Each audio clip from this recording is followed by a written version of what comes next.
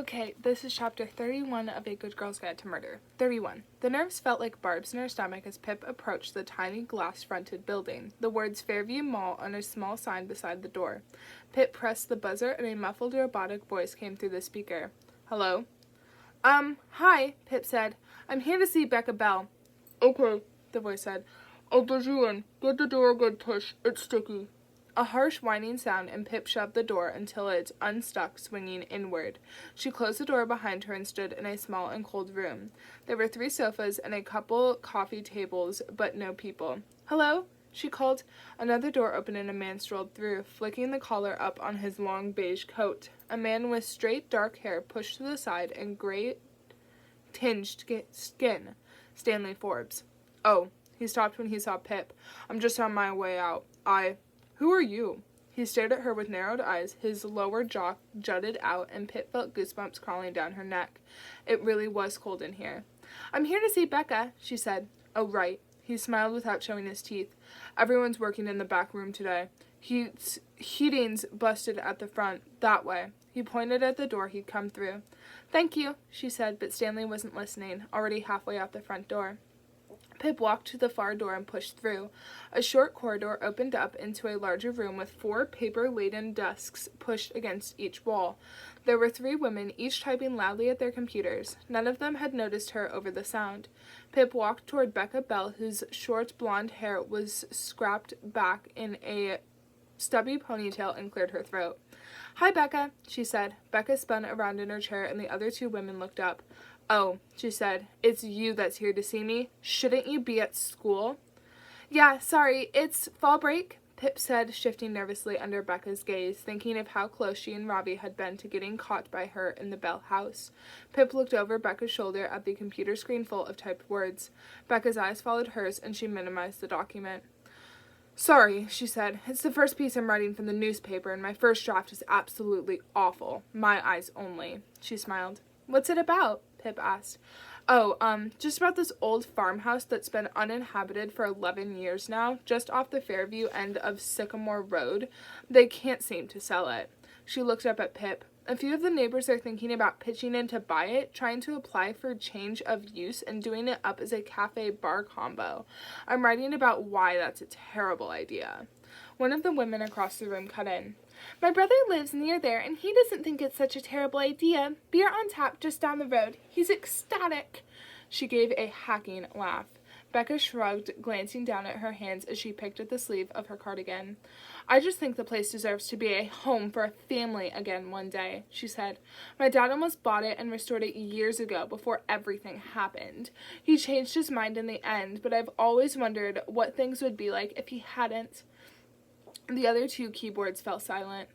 Oh, Becca, sweetheart, the woman said. I had no idea that was the reason. Well, I feel awful now, she slapped her forehead. I'll do the coffee run today. No, don't worry. The other 2 women turned back to their computers.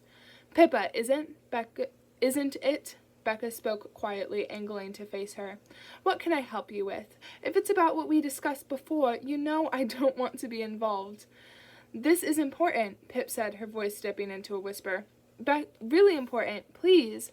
Becca's blue eyes locked on hers for a long moment. Fine. She stood up again. Let's go out to the front room. The room felt colder the second time around. Becca took a seat on the nearest sofa and crossed her legs.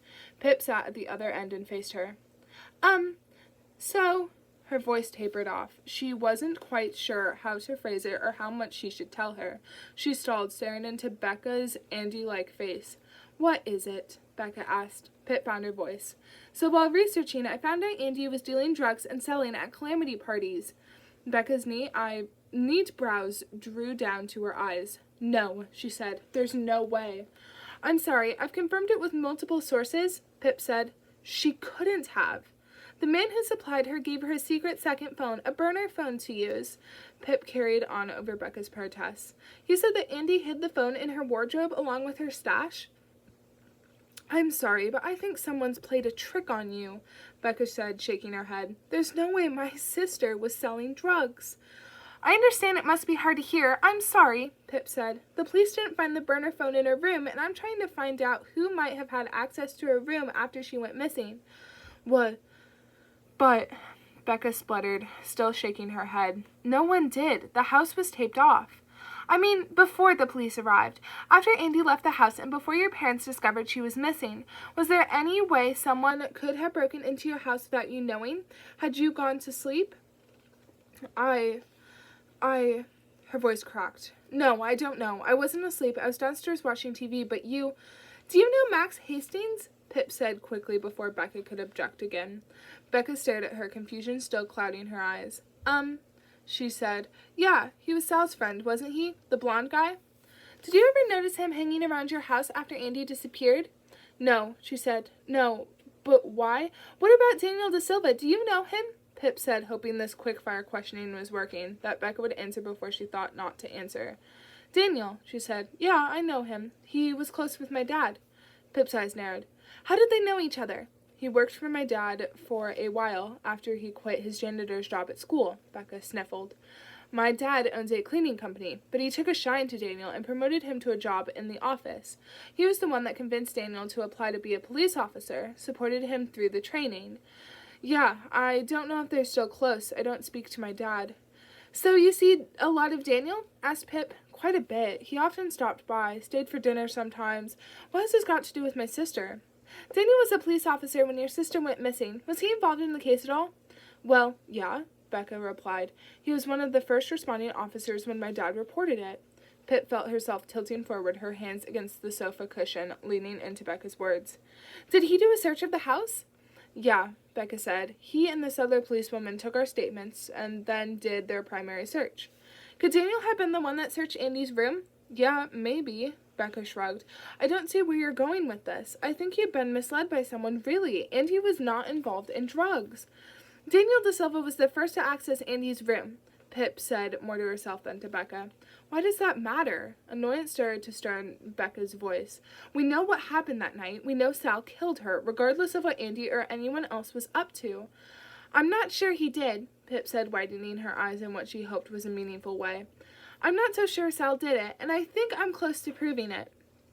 Pippa Fitz Amobi, 10/22/19. Capstone Project Log, Entry 34. Becca Bell asked me to leave. It's not surprising. She had 5.5 years of knowing that Sal killed Andy, 5.5 years to bury the grief for her sister, and here I come, kicking up the dirt and telling her she's wrong. And after my conversation with her, I think the front runner has changed again. Daniel De Silva and Jason Bell know each other well, another possible murder team, and I've confirmed my suspicions about Daniel. Not only did he have access to Andy's room after she went missing, but he could have been the very first person to search it. He had the perfect opportunity to take and hide the burner phone and remove any trace of himself from Andy's life. My internet searches bring up nothing useful about Daniel, but I did find this on the Fairview Police Department page. Time to go speak to him in person. Have your say meetings. Meet your local neighborhood officers and have a say on policing priorities in your local area. Upcoming events. Type. Have your say meeting. Date. Thursday, October 24, 2019. Time. 12 to 1 p.m. Venue. Town Hall, Fairview.